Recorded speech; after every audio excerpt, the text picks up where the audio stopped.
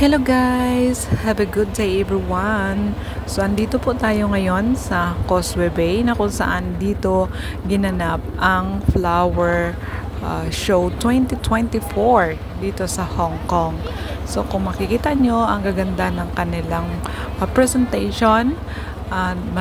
Super creative ang mga likha nila at napakaganda. So tatagal po ito siya ng 10 araw.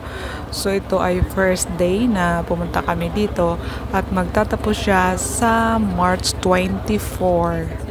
So it means March 15 to 24. So yun lang, enjoy watching!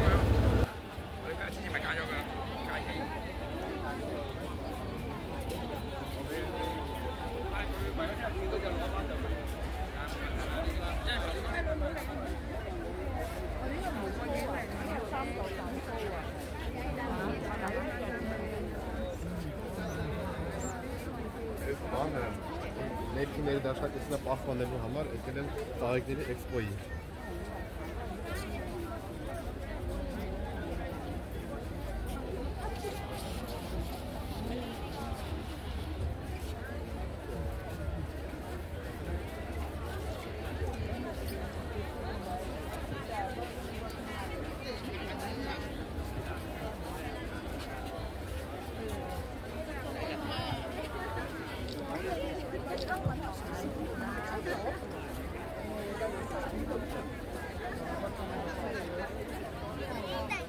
와.